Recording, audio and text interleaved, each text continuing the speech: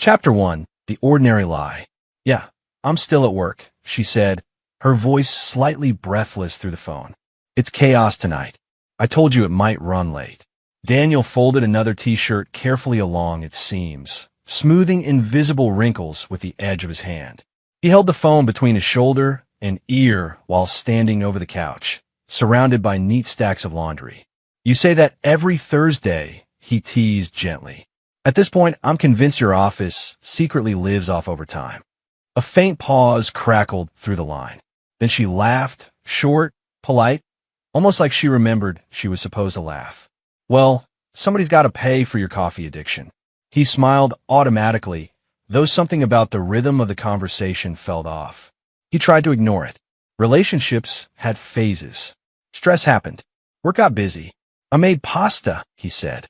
Your favorite. Figure we could eat together when you got home. Another pause. Oh, don't wait up, okay, she said quickly. I might be really late. He shifted the phone to his hand and sat down on the couch, picking up one of her sweaters. Soft gray knit, slightly oversized, she used to steal it from him before buying one identical for herself. He remembered when she wore it curled against him during winter movies. Hey, he said lightly, I like waiting up. Makes me feel like I'm in some romantic movie or something. She exhaled sharply. You don't have to make everything sentimental, Dan. The words weren't harsh, but the tone was flat, detached. He blinked. Sorry, he said quickly, instinctively smoothing the moment. Just miss you, that's all. I know, she replied, softer now, but distracted. He heard something in the background, voices, maybe, not clear enough to understand, but not the quiet office environment he imagined. A low laugh echoed faintly behind her. Mail? Maybe. Or maybe just his imagination. He shook his head and focused on folding. How's work? He asked. Anything interesting? Same stuff. Meetings. Deadlines. You know. He waited for more. She used to tell stories, funny coworkers, annoying clients, little details that made him feel part of her world. Now her answers felt like summaries instead of conversations. He tried again. You should video call me for a minute, he said casually. I want to see your face. A beat. I can't right now, she said quickly. Why not? I told you I'm busy. I know, just 30 seconds. Humor your husband. No, she said, firmer. I mean, I can't. It's loud here, and I look like a mess. He frowned slightly, though she couldn't see it. You always look good to me, he said. Another small laugh, but again it sounded rehearsed, like an actor hitting a mark. You're sweet, she said. Listen, I really have to go. He glanced at the clock. 9:12 p.m. She used to text him around 6, asking what he wanted for dinner. Used to race him home from work. Used to talk about future vacations, kids, paint colors for rooms they didn't own yet. He swallowed. Everything okay? He asked quietly. Of course, she said too quickly. Why wouldn't it be? I don't know. You just seem different lately. Silence. He immediately regretted saying it. I'm just tired, she replied finally. Not everything has to mean something, Dan. He nodded to himself, though she couldn't see. Right? Don't overthink. Don't accuse. Trust. That was the foundation of marriage. Loyalty meant believing even when doubt whispered otherwise. Okay, he said gently. Drive safe when you leave. I will. And text me, so I know you're on the way. And Mitchum. Another pause lingered between them. He wanted to say I love you, but lately he found himself hesitating.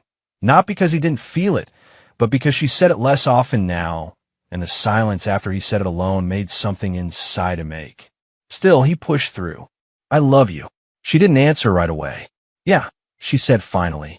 I'll talk to you later. The line clicked dead.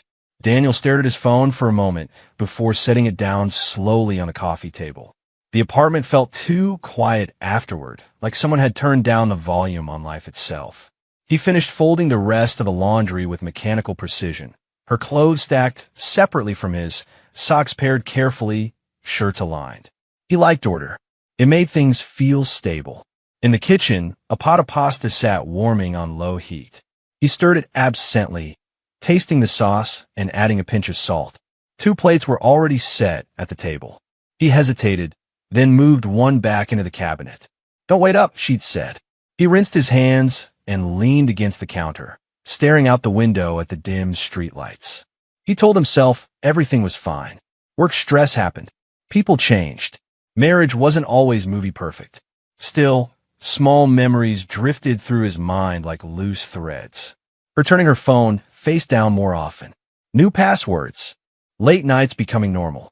The way she sometimes smiled at texts she didn't show him. He shook his head sharply. No, trust meant not chasing ghosts. He had always believed that loyalty wasn't just about staying faithful. It was about choosing faith in your partner, even when uncertainty crept in. Questioning too much poisoned things. And he wasn't that guy. He wasn't jealous, suspicious, controlling. He worked hard, came home, cooked dinner, paid the bills on time. He believed love was consistency, not drama. He walked back into the living room and sat down heavily, flipping on the television without really watching it. Minutes ticked by. 9:27 p.m. He picked up her sweater again, pressing it absent-mindedly to his face. It still smelled faintly like her perfume, soft and warm. His chest tightened unexpectedly. Get a grip, he muttered to himself. He reached for his phone, checking for a message. Nothing. Maybe she really was busy. Maybe he was just tired. The phone rang suddenly, loud and sharp in the quiet room. He jumped slightly, heart racing. Unknown number. He hesitated before answering, a strange chill running through him for no reason he could explain. Hello. Is this Daniel Mercer? A calm, professional voice asked. Yes. This is St. Mary's Medical Center. Sir, I'm calling regarding your wife. His breath caught. What about her? There was a pause on the other end, heavy, careful. I'm very sorry to inform you. Chapter 2. The call that breaks reality. I'm very sorry to inform you. The words fell slowly, carefully measured, like something fragile being lowered into place. Daniel tightened his grip on the phone. Inform me about what? A brief pause followed, the kind filled with silent preparation. Sir, the voice continued gently. Your wife was admitted last night following a serious motor vehicle accident. She underwent emergency surgery, but she did not survive the procedure. The room tilted. What? The word came out hollow. No, that's not possible. I understand this is extremely difficult to hear. No, he said again, louder now. You're wrong. I just spoke to her. She called me maybe 10 minutes ago. She's at work. You have the wrong person. He stood abruptly, pacing across the living room as if movement could shake the words loose from reality. Can you confirm your wife's name, please? The caller asked calmly. He swallowed. Emily Mercer. A pause. Papers shuffling. Yes, sir. Emily N. Mercer. Date of birth. The voice recited details that struck him like blows, each correct, precise. His stomach dropped. That doesn't mean anything, he stammered. There has to be some kind of mistake. The identification was confirmed via fingerprint analysis and dental records. Daniel pressed a hand against his forehead. The walls seemed too close, the air too thick. That's not possible, he repeated quietly, more to himself now. I just talked to her. She's alive. We have a timestamp of death recorded at 8:43 p.m., the voice continued gently. She was wearing a hospital bracelet bearing patient ID number. He stopped listening. 8:43 p.m. He checked the call history with shaking fingers. His conversation with Emily had started at 9:04 p.m. His chest tightened. No, he whispered. No, sir. She called me, he insisted. After that time. You're wrong. Someone made a mistake. We understand how shocking this is. The local police department has been notified and will likely contact you shortly to assist with next steps. The word police sent a cold ripple through him. What accident? He demanded. Where? According to records, her vehicle was involved in a collision approximately 2 miles from St. Mary's at 6:17 p.m. Emergency responders transported her immediately. 2 miles. 2 miles from where she supposedly worked late. He felt a crack opening inside his thoughts, like a fault line splitting the ground. This can't be real, he said hoarsely. I'm deeply sorry for your loss, the voice said quietly. If you have someone who can be with you right now, I recommend you reach out. I don't need, he stopped himself, breathing hard. You have the wrong person. Silence answered him. I just talked to her. He repeated again, desperate now. The caller hesitated. Sir, grief can manifest in many ways.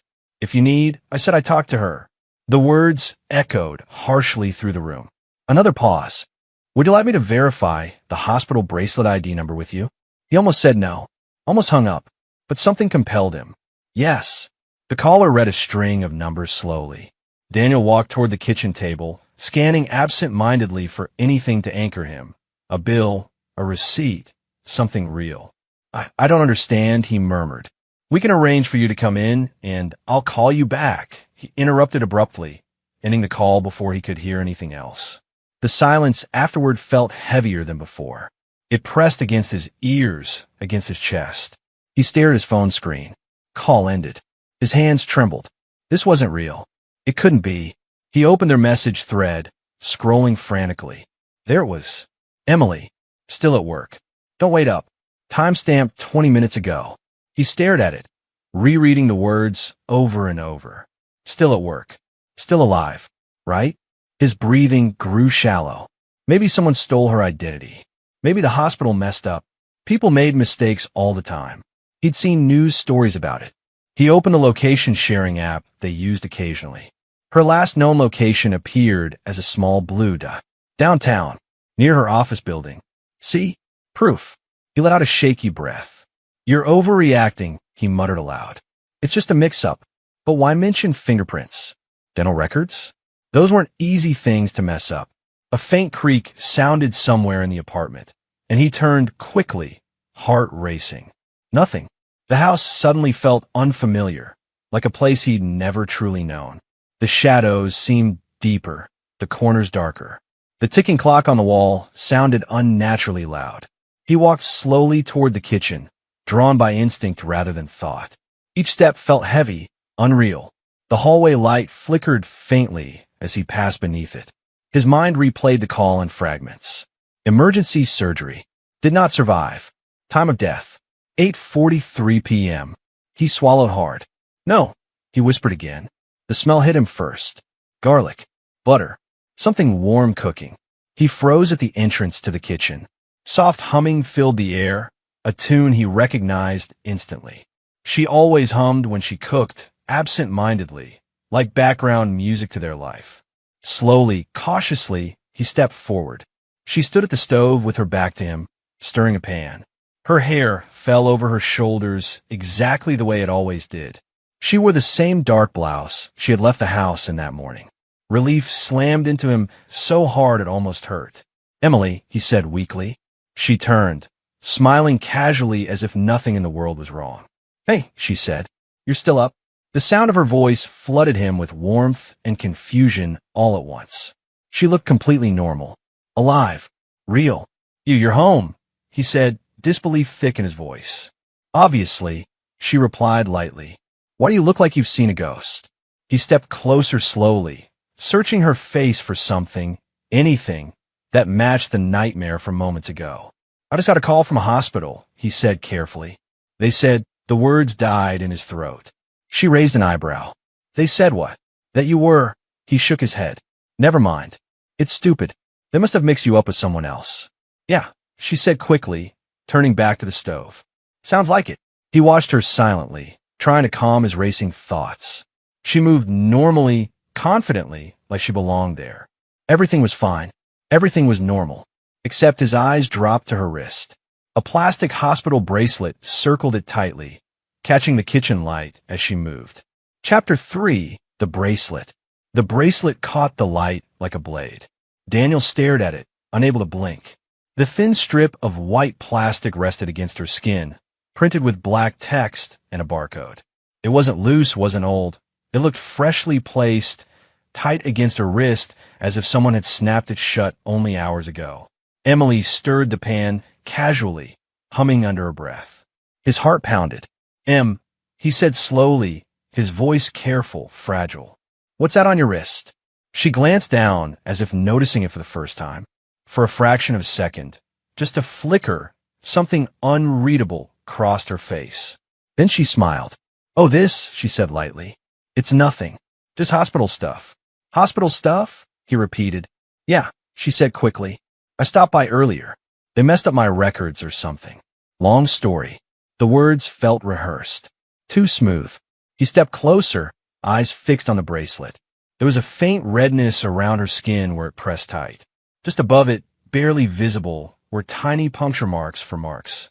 His stomach dropped. You went to the hospital? He asked. MHM. When?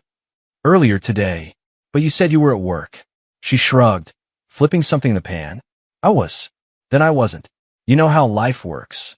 The casual tone felt wrong. He forced a small laugh. You scared me for a second. What?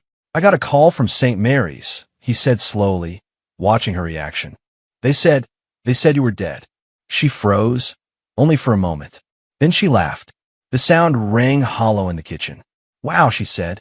That's dramatic. Must have been some kind of mix-up. He watched her carefully. You don't seem surprised.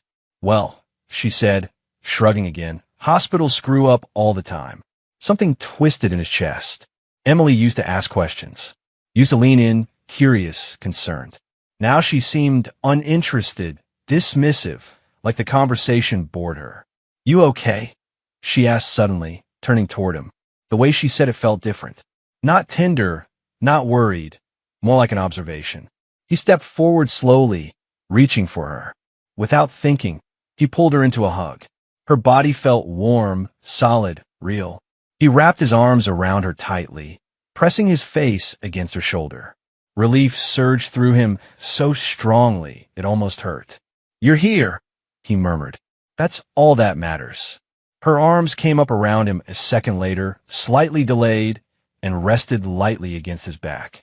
Not the tight embrace she used to give, not the way she used to hold him like he was home. Just enough. He pulled back, studying her face.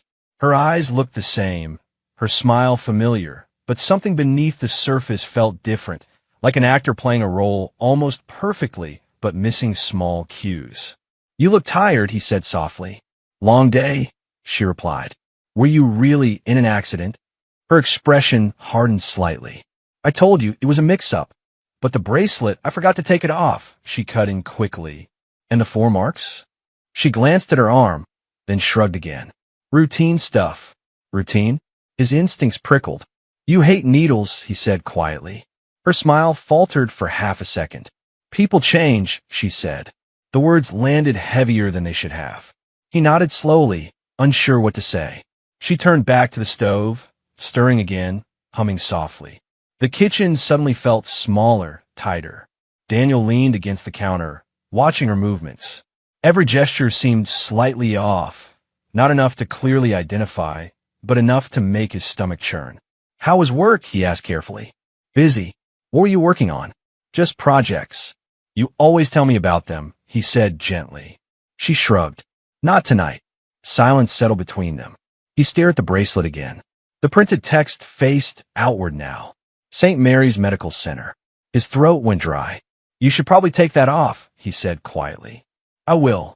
When? She didn't answer. Instead, she reached for a spoon, tasted the food, and added seasoning. The normalcy of the moment clashed violently with the panic building inside him. He told himself to calm down. Trust her.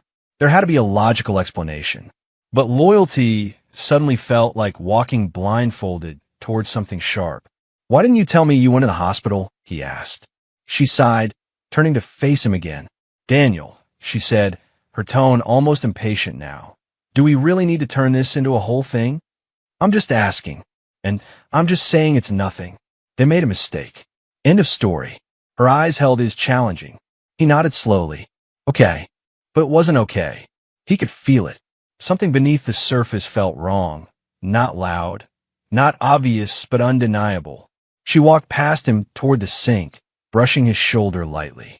The contact felt familiar, yet distant, like touching a memory instead of a person.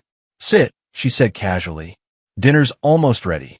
He obeyed automatically, lowering himself into a chair at the table. She plated the food with precise movements, placing it in front of him. Eat, she said. He picked up his fork, though his appetite had vanished. You're really sure everything's okay? He asked again. She smiled, but it didn't reach her eyes. I'm right here, aren't I? The words should have comforted him. Instead, they unsettled him, because something about the way she said it felt literal. as if being physically present was the only proof she intended to offer. He watched her sit across from him, noticing small details he couldn't explain, the way she held her fork slightly differently, the way her gaze lingered too long on his face, as if studying him. "Why are you staring?" she asked, amused. "Just looking at my wife," he said quietly. Her smile widened, but there was something almost cocky about it now, a confidence that felt unfamiliar. "Well," she said lightly, "enjoy the view." The joke fell off. He forced a small chuckle anyway. The silence stretched. Then, a sharp knock echoed through the apartment. Both of them froze. Another knock followed, louder this time.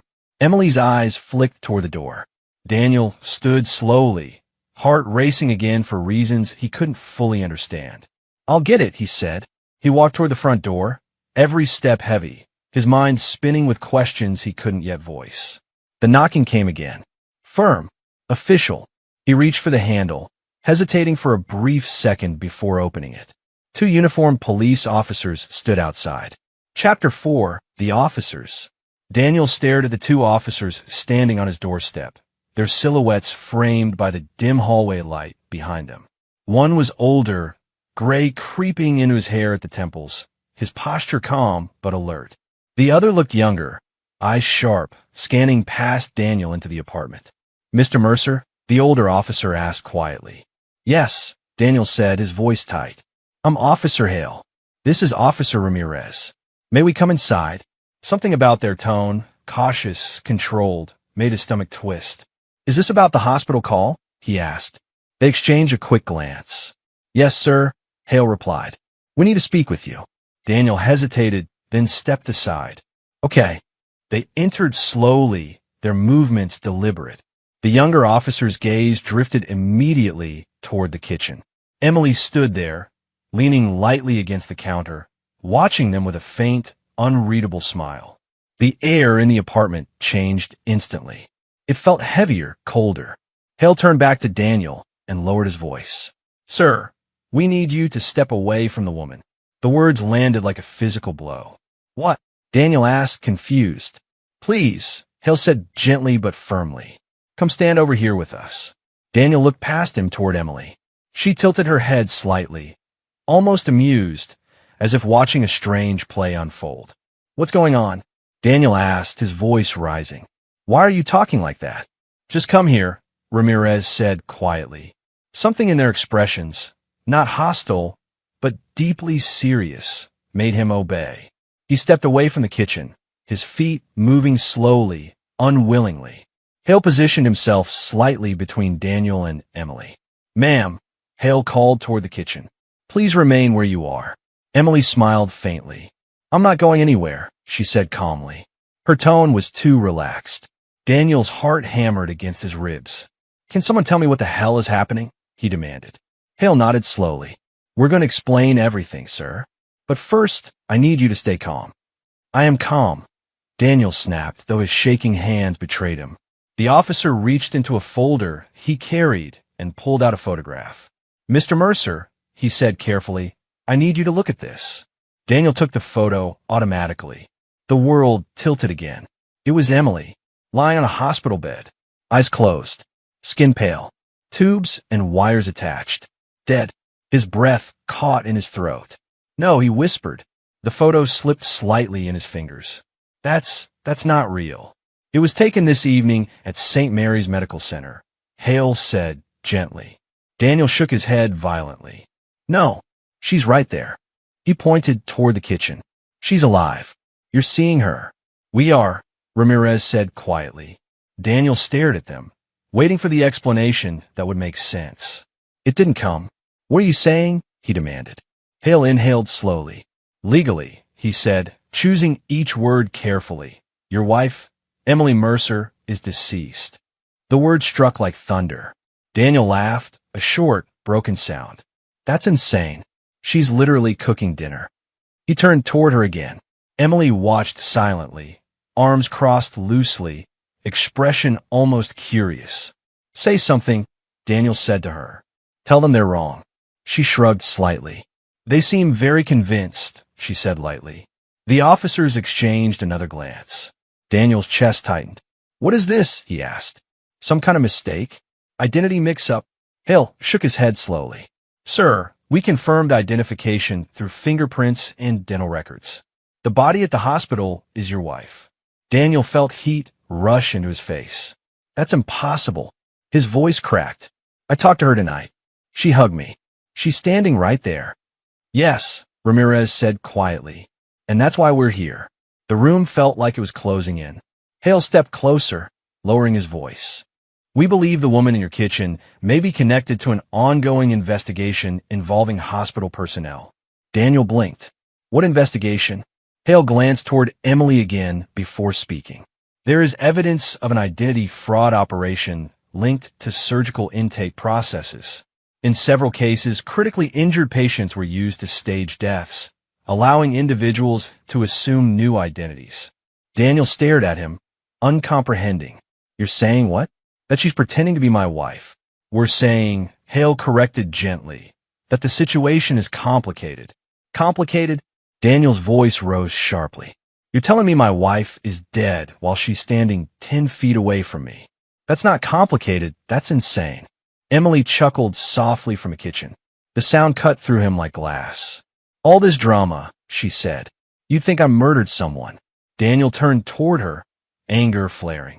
Stop joking, he snapped. What is going on? She tilted her head, studying him with a faint smile that didn't feel like the woman he knew. You always hated surprises, she said casually. The officers stiffened slightly. Hale raised a hand toward her. Ma'am, please refrain from making sudden movements. She rolled her eyes. I'm literally standing here, cooking pasta. Daniel's mind raced, unable to keep up. Identity fraud? Fake deaths? It sounded like something from a crime show, not his life. She's my wife, he said stubbornly, turning back to the officers. I know her. Hale's expression softened. I believe you love her, he said quietly. The distinction hit harder than anything else. Love her, not know her. Daniel felt anger rise, hot and sharp. You're wrong, he said through clenched teeth. All of you are wrong. His eyes darted between the officers and Emily. The kitchen light reflected off the plastic hospital bracelet still wrapped around her wrist. His stomach churned. Emily, he said again, more urgently now, just tell me what's happening. She met his gaze, and for a moment something unreadable flickered behind her eyes. Amusement, maybe, or something darker. Well, she said slowly, it looks like your night just got interesting. The atmosphere shifted further, heavier, darker. Daniel's head spun between denial, rage, and confusion, each emotion crashing into the other without warning. Nothing made sense. Nothing felt real. And yet everything was happening right in front of him. Chapter 5, The Double Life. The room felt smaller with every passing second. Daniel stood between the officers and the kitchen, his mind racing too fast to form coherent thoughts. Emily leaned casually against the counter, watching everything unfold as if she were merely a guest observing someone else's drama. Officer Hale cleared his throat. Mr. Mercer, I know this is overwhelming, but we need to explain what we've uncovered so far. Daniel dragged a hand across his face, trying to steady himself. Then explain, he said hoarsely, because none of this makes sense. Hale nodded and opened his folder again. Papers rustled softly. We began investigating irregularities at St. Mary's several months ago, he said, specifically involving patient records, surgical intake procedures, and identity discrepancies. Daniel stared blankly. What does that have to do with my wife? Ramirez answered this time. We believe Emily Mercer was involved with an employee at the hospital, someone with access to restricted systems. Daniel felt the words before he understood them. Involve how? Silence lingered for a beat too long. Hale met his eyes. In a personal relationship. The meaning hit like a punch to the chest. No, Daniel said immediately. That's wrong. Emily didn't react. She would never. He stopped himself, glancing toward her, searching for outrage, denial, anything. She simply watched him, expression unreadable. That's not true, he insisted. Hale slid a photograph from the folder and handed it to him. Daniel hesitated before taking it. The image showed Emily entering a hospital parking garage late at night. A man stood beside her, tall, wearing scrubs. They stood close together, too close for co-workers. Another photo followed. This time a man's hand rested on her lower back. Daniel's stomach twisted violently. "This is fake," he said weakly. "It's surveillance footage," Ramirez said gently. He looked up at Emily. "Tell them," he said quietly. "Tell them this is some kind of misunderstanding." She sighed softly, almost bored. "It's not exactly wrong," she admitted. The words shattered something inside him. "What?" His voice cracked. "It wasn't like that at first," she added casually, as if discussing the weather. Daniel felt heat rush to his face. "You cheated on me?" he asked, barely able to form the sentence. She shrugged slightly. "That word sounds so dramatic." His hands curled into fists. "Answer me." "Yes," she said simply. The honesty landed harder than denial ever could. The room spun. Hale stepped closer, speaking gently but firmly. "We also recovered financial records," he said. "Hidden accounts opened under alternate email addresses." He placed several printed pages on the table. Daniel stared at unfamiliar numbers, transfers, deposits, withdrawals he had never seen before. "Where did this money come from?" he asked. Emily didn't respond. "It appears funds were being moved over several months," Hale continued. "Enough to establish a new identity and relocation plan." Daniel laughed bitterly. "A new life," he muttered. "While I was what? Cooking dinner." Memories began flashing through his mind, suddenly sharp and painful. Her sudden interest in joining a gym across town. One she insisted was more convenient. The new perfume she started wearing, claiming a co-worker recommended it. The nights she came home exhausted but distant, barely speaking. He remembered standing in the kitchen months ago, trying to reconnect. "Are we okay?" he had asked then. "You worry too much," she had said. Now the words echoed differently. "You told me you were working late," he said slowly, looking at her. "I was busy," she replied lightly. Busy with him. She didn't deny it. The officers watched silently, giving him space. Daniel's chest tightened painfully. All those nights, he stayed up waiting. All the extra shifts he picked up to cover expenses when she claimed work stress. All the small gestures, cooking her favorite meals, leaving notes, trying to make her smile. He had been working harder to save something she had already abandoned. The realization burned. "You were already leaving," he whispered. She tilted her head. "I was planning," she corrected. "Planning to disappear?" Another shrug. "Planning to be happy." The words cut deep. "And I wasn't enough?" he asked quietly. Her expression softened briefly, but not with regret. "You were safe," she said. "Predictable. Loyal." The way she said loyal sounded like criticism. He felt anger rise, hot and sharp. "That's supposed to be a bad thing?" "For some people," she said calmly, "it gets boring." Ramirez shifted uncomfortably. Hale continued carefully. "We believe the car accident created an opportunity," he said. "Medical chaos, multiple critical patients, overwhelmed staff. Under those circumstances, identity manipulation becomes easier." Daniel struggled to follow. "You're saying she used the accident to fake her death?" "We're saying," Hale replied, "there is evidence suggesting she intended to stage a legal death and assume another identity." Daniel turned toward Emily again, searching her face for the woman he thought he knew. "Is that true?" She smiled faintly. "I didn't think you'd find out like this." The casual tone made his stomach churn. "You were just going to disappear?" he asked. "That was the idea." "And me?" he demanded. "What about me?" She looked at him with something almost like pity. "You would have moved on eventually."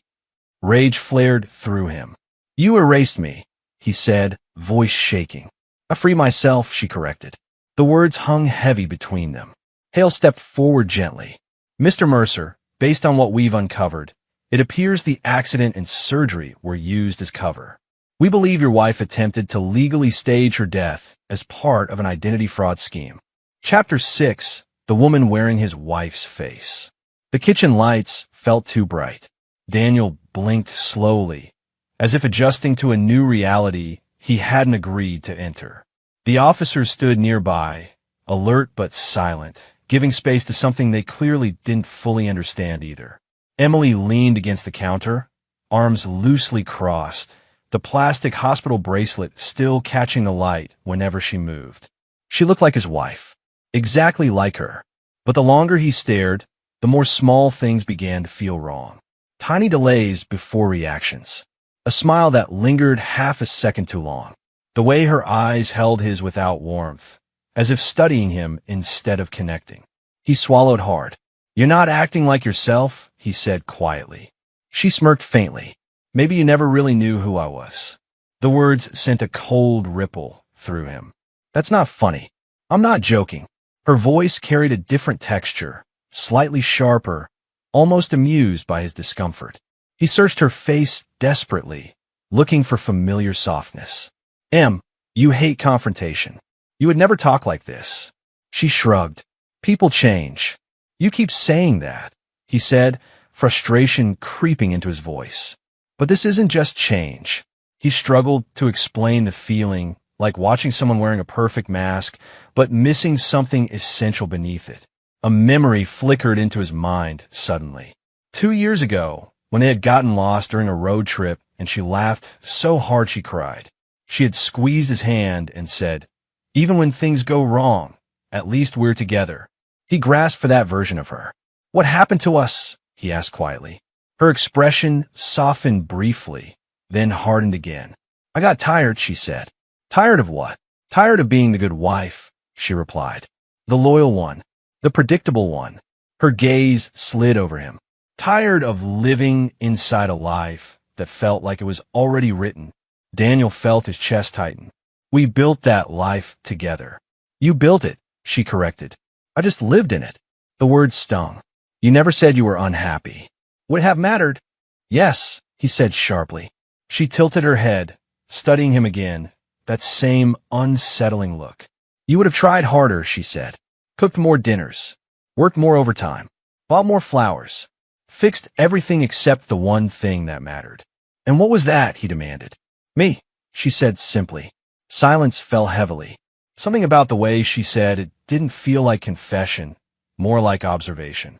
He watched her closely, noticing more details. The way she blinked slightly slower.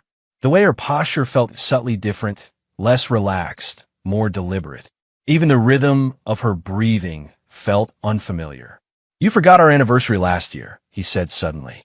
She frowned slightly. "No, I didn't." "Yes," he insisted. "You pretended you didn't care, but later you cried in the bathroom. You thought I didn't notice." She stared at him blankly for a moment.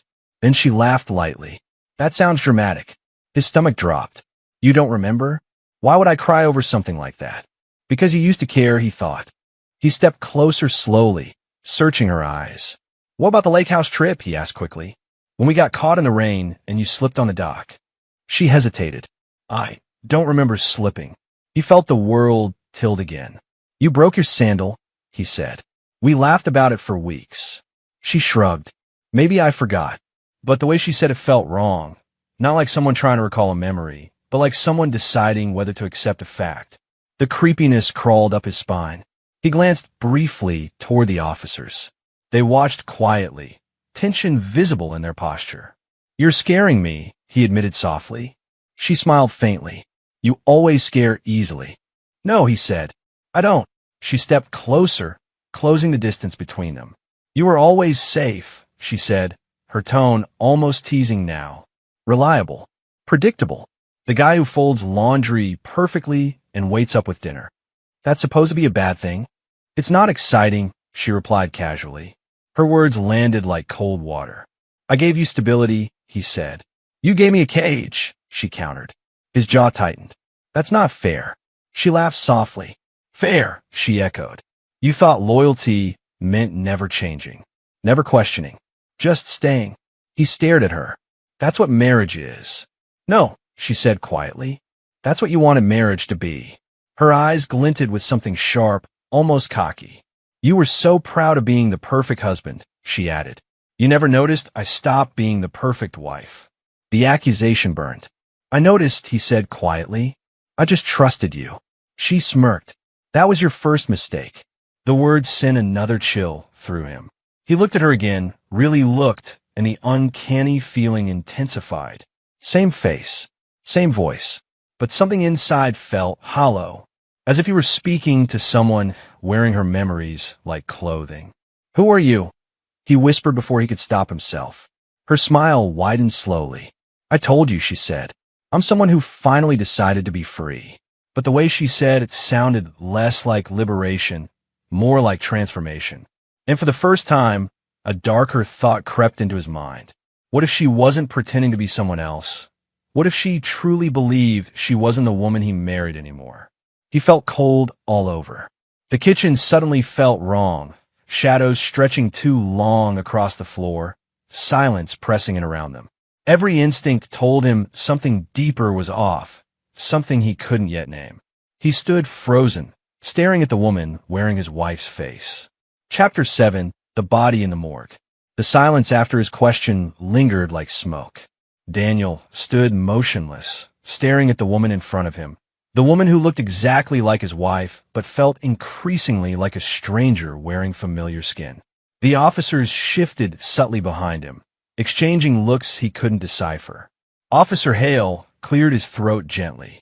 "Mr. Mercer," he said, voice steady but heavy, "there's something else you need to know." Daniel didn't turn away from her. He couldn't. "What now?" he asked quietly.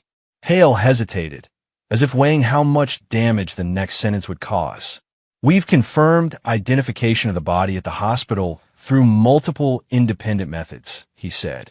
"Fingerprint analysis, dental records, surgical history markers. There is no doubt." Daniel swallowed hard. "You already said that." "I know," Hale replied.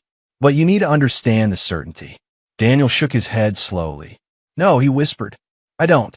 Because she's right here." Emily, or the woman who looked like her, watched him silently, expression unreadable. Hale took a slow breath. "The autopsy revealed additional findings," he continued carefully. Something in his tone made Daniel's chest tighten. "What findings?" Hale's eyes softened with something like sympathy. "Your wife was pregnant." The world cracked. Daniel blinked once, twice, as if trying to process words spoken in another language. "What?" The word came out barely audible. "Approximately 12 weeks," Hale said gently. Daniel's legs felt weak. "No," he said immediately. That's impossible." He looked toward Emily again, searching her face for denial, for shock, for anything. She simply watched him. "You didn't tell me that," he said to her. She tilted her head slightly. "I didn't think it mattered anymore." His breath hitched. "What do you mean it didn't matter?" The officers remained silent, allowing the moment to unfold. "You were pregnant?" he demanded, voice shaking. She shrugged faintly. "It wasn't part of the plan." "Plan?" The word echoed painfully. "You were going to leave without telling me I was going to be a father?" he asked, disbelief flooding his voice. She looked at him almost curiously. "You weren't." He froze. "What?" Hale stepped forward slowly. "Mr. Mercer, there's another detail we need to clarify." Daniel turned toward him mechanically. "The hospital conducted preliminary DNA testing," Hale continued, "given the circumstances of the investigation." Daniel's stomach twisted violently. "And?" he asked, though part of him already sensed the answer. Hale hesitated. "The results indicate you are not the biological father." The words hit harder than anything else. Sound vanished from the room. The air thickened, pressing down on his chest. Daniel stared at Hale without blinking. "No," he whispered. "I'm sorry," Hale said quietly. "No," Daniel repeated, louder now, shaking his head. "That's wrong. It has to be wrong." He turned toward Emily again, desperate. "Tell them," he said. "Tell them that's not true." She sighed softly. "You always wanted kids," she said, almost absently. "That doesn't answer me," he shouted. Her gaze remained calm, detached. "It wasn't yours," she said simply. The bluntness shattered him. His knees buckled slightly, and he grabbed the back of a chair to steady himself. All the nights, he stayed up worrying about their future. All the conversations about starting a family when the time was right. All the quiet hopes he never said aloud. Gone. Rewritten. Lies layered over lies. "How long?" he asked hoarsely. She didn't answer. "How long were you sleeping with him?" he demanded. Her silence told him everything. Rage surged through him, mixing with grief until he couldn't tell where one ended and the other began. "You let me believe," he choked out, "that you were enough?" she finished coolly. The words cut deep. I trusted you, he said. She shrugged again. That was your choice. The cruelty felt unreal. Daniel staggered back slightly, running a hand through his hair. His mind replayed recent months in fractured flashes. Her coming home later and later. The sudden gym membership. The way she avoided intimacy, claiming exhaustion. The subtle emotional distance he had ignored because he believed loyalty meant patience. And beneath those memories, another feeling crept in, something stranger. Moments when she felt absent. He remembered sitting beside her on the couch weeks ago, talking about his day while she stared at nothing, expression blank, eyes distant. He had asked if she was okay. She had smiled, but the smile felt empty. Hollow, like now. He looked at her again, and the uncanny feeling intensified. Same face, same voice, but something essential missing. Was she always like this, and he just never saw it?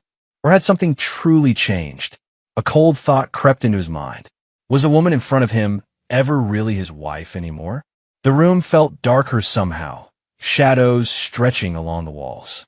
He felt like he was standing at the edge of something he couldn't understand. Reality itself felt fragile.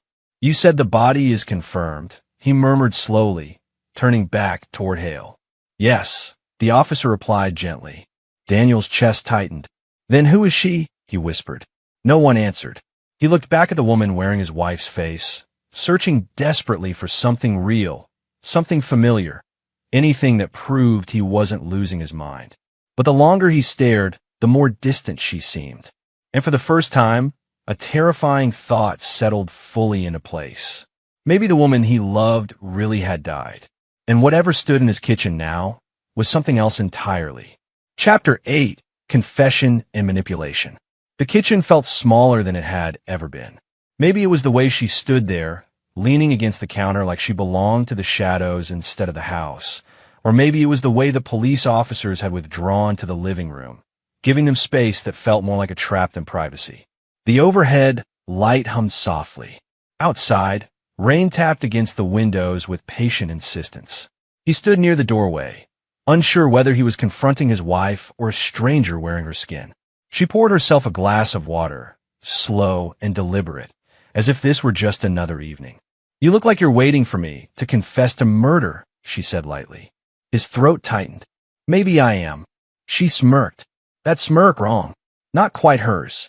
He remembered her laughter before. Warm, full, slightly embarrassed. This was sharper, almost playful in a cruel way. Sit down, she said. I'll stand. She shrugged. Silence stretched between them until it snapped. The officers told me everything, he said, voice trembling despite his effort to keep it steady. Identity fraud. Hospital chaos. Stage death. So tell me, what exactly are you? Her eyes flickered at that. Amusement. Annoyance. Something deeper. I'm me, she said simply. No, he said, shaking his head. No, you're not. She took a sip of water, watching him over the rim of the glass. You want the truth? She asked. Yes. A pause. Then she exhaled, long and slow, like someone releasing a burden she had carried too long. My partner helped arrange it. The words landed heavily. Partner, he repeated, the word tasting bitter. She nodded. He works at the hospital. Administrative access. Scheduling. Records. During the surgical rush last month, it was chaos. Mistakes everywhere. Bodies moved, files delayed, identification tags mixed. We used that. His chest tightened. You faked your death. Yes. The simplicity of it made his stomach twist. You let me bury you, he whispered. She didn't respond immediately. I didn't think you'd need to, she said finally. He laughed, a sharp, broken sound. You didn't think I'd need to? He repeated. I watched them close your coffin. Her eyes softened for a fraction of a second. That part wasn't supposed to happen. What was supposed to happen? He demanded. Her gaze drifted toward the window, as if replaying memories only she could see. I was supposed to disappear, she said quietly. New identity. New life. With him. The words sliced through him. So you cheated, he said flatly. Yes. No hesitation. No apology. Just truth. His hands curled into fists. All those late nights, he said. Not work, she confirmed. The gym membership? She smiled faintly. You noticed that? The perfume, he continued, voice growing louder. The distance. The silence. She tilted her head. You noticed everything except what mattered. What mattered, he shouted. That I was already gone. The words hit harder than anything else. He staggered back a step. I was trying to fix us, he said hoarsely. Working more hours. Planning trips. Talking about therapy. I know, she interrupted gently. Too gently. And that, she added, was the problem. He stared at her. You were safe, she said. Predictable. Kind. Stable. And that's bad. It's suffocating. The word hung between them like smoke. You wanted excitement, he said bitterly. I wanted to feel alive. Her voice flickered then, not mocking anymore, but almost desperate. And you thought pretending to die was the way to do that. She hesitated. Something shifted behind her eyes. The plan changed, she said slowly. Ow! She frowned, as if struggling to recall details that should have been obvious. We switched identities, she said. Another woman. Similar build. She was already dying. Paperwork altered. Bodies reassigned. His stomach churned. That's insane. Yes, she agreed quietly. Her tone had changed again, softer, almost confused. You're leaving something out, he said. She looked at him sharply. What? You came back here, he said. Why? If you wanted freedom, if you wanted him, why come back? She hesitated. The silence stretched too long. Assets, she said finally. The word felt cold. You came back for money. For security. For things. For survival, she corrected.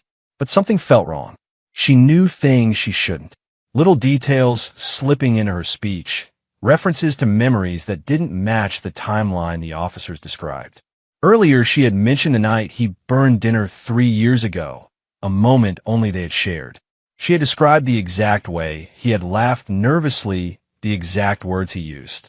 But according to her story, she had already been emotionally gone long before that. How do you know that? He asked suddenly. She blinked. Know what? That memory, he said. About the anniversary dinner. You just mentioned it. She froze. A flicker of uncertainty crossed her face. I remember, she said slowly. But you said you were already planning to leave back then. I was. Then why does it sound like you felt it? He pressed. Like you were there emotionally? Her breathing changed. Faster. Unsteady. I don't know, she whispered. The air thickened. For a moment, she looked genuinely frightened. Then the expression vanished, replaced by something colder. Does it matter? She asked. Yes, he said, because you keep slipping. You talk like two different people. She laughed quietly. Maybe I am. The words sent a chill through him. Is this some kind of psychological break? He asked. Did something happen during the surgery? During the switch? Her eyes darkened. Sometimes, she said slowly, I feel like I'm watching someone else's memories. His pulse thundered. What does that mean? She shook her head. I don't know. Some days, everything feels distant, like I'm wearing someone else's life. Her gaze dropped to her hands. These hands, she murmured. They feel familiar and unfamiliar at the same time. He swallowed hard. Are you saying you're not her? He whispered. She looked up. For a moment her expression softened, the old warmth returning, the woman he had loved. Then it shifted again, sharper. Or maybe, she said, voice low and teasing, I'm just very good at becoming whoever I need to be. He stepped back instinctively. The room felt colder. Who are you? He asked again. She smiled, but the smile didn't reach her eyes. Does it matter? She repeated. Yes, he said, voice cracking. Her expression flickered, genuine emotion surfacing for just a heartbeat. I wanted freedom, she said quietly. I want to stop being the loyal wife everyone expected. I wanted to disappear. And now? She hesitated. I don't know what I am now. Outside, thunder rolled softly. He watched her carefully, every movement, every micro-expression. Sometimes she felt like his wife. Sometimes like a stranger mimicking her. And sometimes like something else entirely. The officers' voices murmured faintly from the living room. He realized he was trembling. So you came back, he said slowly. Not for me. Not for us.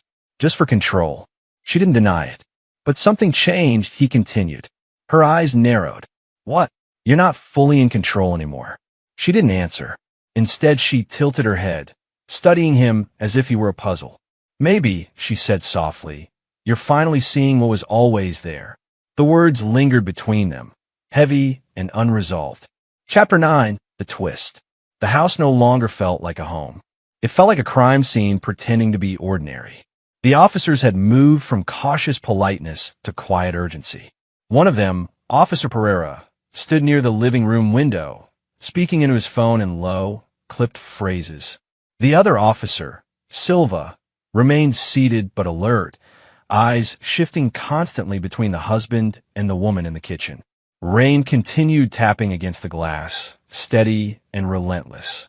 The husband leaned against the hallway wall, arms folded tightly across his chest, watching her. She stood by the counter, fingers trailing slowly across its surface, as if feeling its texture for the first time.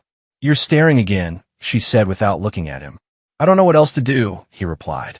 Officer Pereira ended his call and turned toward them, expression darker than before. We need to talk, he said. The tone alone made the husband's stomach drop. What happened, he asked. Pereira hesitated, exchanging a glance with Silva before speaking. We've located the hospital employee you mentioned, he said carefully, looking at the woman. Her posture stiffened, and Pereira exhaled. He's dead. Silence fell like a heavy curtain. The husband felt the air leave his lungs. What? He whispered. The woman's face remained strangely still. How? She asked. Found earlier today, Pereira said. Apartment complex outside the city. No immediate signs of forced entry. Cause of death is unclear. Unclear, the husband repeated. Silva spoke this time. There are signs suggesting it may not be natural. Investigation is ongoing. The husband turned toward her sharply. You knew? He asked. She shook her head slowly. No, but her voice lacked certainty. You helped plan this with him, he said. You were going to disappear together. I didn't know, she insisted, though her eyes flickered. Pereira stepped closer. We also recovered surveillance footage from the hospital, he continued, from a night of the alleged identity switch. And the husband asked, there are irregularities. What kind? Pereira hesitated again, as if choosing words carefully. Gaps, he said. Cameras glitching. Entire sections of footage missing or distorted. The husband felt cold creep up his spine. Distorted how? Visual noise, Silva answered. Like static. Figures moving but not clearly identifiable. Timestamps inconsistent. The woman laughed softly, but the sound was brittle. So your technology failed, and now you think I'm a ghost? She said. No one laughed with her. Pereira continued, voice steady. We're not making assumptions. But the timeline doesn't match what you described. She crossed her arms. I told you what happened. Yes, he said. But according to the footage, you entered the surgical wing at one time and appeared elsewhere minutes later without passing any monitored corridor. That's impossible, the husband murmured. Exactly, Silva said. The husband's gaze drifted back to her. She looked annoyed, but beneath that, something else flickered. Fear? Confusion? Are you saying someone tampered with the cameras? She asked. Possibly, Pereira said, or something else occurred. The room grew colder. The husband rubbed his arms absent-mindedly. Something about the way she stood suddenly felt familiar, painfully so. She shifted her weight slightly, tucking a loose strand of hair behind her ear. His breath caught. That gesture. She used to do that constantly during the early years of their marriage, especially when nervous. He hadn't seen her do it in years. His voice came out softer. You used to do that when you were thinking. She froze. What? The hair, he said quietly. She blinked, looking genuinely confused. I always do that. No, he said slowly. You stopped. Her expression faltered. A strange silence filled the room. Pereira watched the exchange carefully. Sir, he said gently, can you explain? The husband hesitated. There are moments, he said slowly, eyes still on her, when she feels exactly like my wife from years ago. Before everything changed. She swallowed. What does that mean? It means you say things, do things that don't match the person you became recently. Silva leaned forward slightly. Examples? He nodded. This morning she used a phrase only my wife used during our first year together. he said. Something she stopped saying long before the affair started. What phrase? Pereira asked. He hesitated, embarrassed. It was a silly thing. She used to call me Stubborn Moon. No one else ever heard it. The woman's eyes widened. That's ridiculous, she said. Is it? He asked softly. She opened her mouth, then stopped. The room seemed to hold its breath. Without warning, she whispered, You said it made you sound like a cartoon character. The husband's heart slammed against his ribs. How do you know that? He asked. Her face drained of color. I don't know. Pereira and Silva exchanged another glance. Ma'am, Pereira said carefully, we need to consider all possibilities. Like what? She snapped. He hesitated. Like the possibility that your identity, legally or otherwise, may not be what we think. She laughed again, but it sounded hollow. So now I'm not even myself? No one answered. The husband stepped closer, unable to stop himself. There are things only she knew, he said quietly. Things you say without realizing. Her breathing grew uneven. That doesn't mean anything, she insisted. But her voice trembled. Another memory surfaced in his mind, sudden and vivid. A rainy night early in their marriage. She had stood exactly like this, arms folded, eyes defiant but vulnerable underneath. The same energy pulsed through her now. You used to hum when you cooked, he said softly. She blinked. I don't, she stopped. Because she was humming. Barely audible. A faint melody escaping her lips without conscious effort. Her eyes widened in horror. The humming stopped immediately. What is happening? She whispered. The officers remained silent, watching. The husband felt tears prick his eyes. Sometimes, he said slowly, you feel like a stranger. But sometimes, he couldn't finish the sentence. Because sometimes she felt more like his wife than she had in years. Pereira cleared his throat. We are not ruling out identity fraud, he said firmly. But given the inconsistencies, the dead associate, the corrupted footage, the behavioral contradictions, we must consider that the situation may be more complex. More complex how? The husband asked. Pereira hesitated. We don't know yet. The woman pressed her palms against the counter, breathing hard. I remember planning to leave, she said quietly. I remember wanting freedom. But other memories keep pushing through. Memories I didn't think mattered. Like what? Silva asked. She hesitated, eyes unfocused. Like the way he used to fall asleep on the couch with the television still on. She whispered. Or the time we got lost driving to the coast and ended up watching the sunrise instead. The husband's chest tightened. Those memories belonged to a time before everything fell apart. How do you know those? He asked. I don't know, she said, voice trembling. The rain outside intensified, drumming louder against the windows. The room felt heavier with every passing second. Fraud, death, glitches, memories bleeding through like cracks in reality. The husband stared at her, heart torn between disbelief and something darker, something almost impossible. Was she a liar continuing a manipulation? Or had something come back wearing her face, carrying fragments of a life that should have ended? Chapter 10. Final Confrontation and Transformation. The apartment felt impossibly small. Rain tapped relentlessly against the windows, each drop punctuating the heavy silence. Daniel stood in the center of the kitchen, fists clenched, heart hammering. Across from him, the woman, the one wearing his wife's face, leaned against the counter, arms folded, expression unreadable, yet faintly smug. He drew in a deep breath, trying to steady himself. Enough, he said finally, voice low but sharp. I've listened to your lies. I've watched you twist reality and manipulate everything I believed in. I'm done. She raised an eyebrow, a faint smirk tugging at her lips. Done? Oh, Daniel, you look so dramatic when you finally snap. He stepped closer, eyes burning. I trusted you. I loved you. I worked for us. And you? He stopped, swallowing hard. The words caught in his throat. You weren't there. You never were. Not really. Her smirk faltered slightly, replaced by a flicker of something darker, more dangerous. Is that what you think? She asked softly, almost a whisper.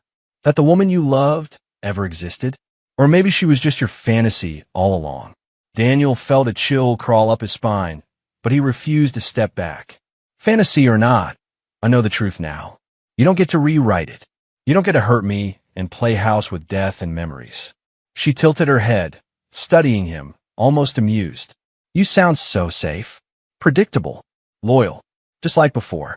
And that's why you didn't notice. You never noticed. He clenched his jaw. I noticed enough. Enough to see who you really are. Enough to see the lies. And enough to finally stop giving a damn about them. Her eyes flickered with something human. Annoyance, maybe fear, or perhaps recognition that she'd lost control. For the first time, her voice wavered. Control? You think this was about control? You think I care what you think? He interrupted, the words sharp, cold. No, I care about what I know. And what I know is this. You're not her. You never were. Not in the way I believed. For a moment, the room seemed suspended in time. Rain outside pounded harder, as if echoing his heartbeat. She opened her mouth, but Daniel cut her off again. I've been living my life thinking I could fix things, thinking I could keep us together, but this, he gestured around the room, to the chaos. This isn't about me or you. It's about what you want. I don't want it. I don't need it. I don't need you. Her smirk returned, slightly cocky, almost defiant. So, you just gonna walk away? Yes, he said, voice steady now. I'm done holding on to someone who never wanted to be held. I'm done letting your lies define me. She laughed, low and sharp, but there was no warmth. You think you could just walk away from everything? From me? He shook his head. I don't need to walk away. I just stop giving you the power to hurt me. The silence stretched for a moment longer. Then it was a knock at the door. Officer Pereira's voice called from a hallway. Daniel, step aside. Daniel stepped back, his body finally loosening its tension. The woman turned slightly, as if aware something was coming. The officers moved in swiftly, but calmly, handcuffing her. She didn't resist. Her expression shifted from smugness to something colder, more distant, almost like a mask slipping. You'll be questioned for the fraud, the manipulation, everything, Pereira said. But you're under arrest. She looked at Daniel one last time. Her eyes flickered with something strange. Recognition? Remorse? Or something else entirely. The ambiguity made him shiver, but he held his ground. You don't get to leave a mess and haunt me, he said quietly. Her lips curved in a half-smile. Maybe some things are meant to haunt you. The officers led her away. Daniel didn't follow. He let the door close behind them. The echo of her presence lingered in the apartment, heavy, unreal. For a long moment, he just stood there, breathing, letting the storm outside and inside wash over him. The adrenaline ebbed, leaving space for clarity. He thought of the nights he had stayed up waiting, the bills he had managed, the meals he had cooked, the small gestures meant to preserve their life together.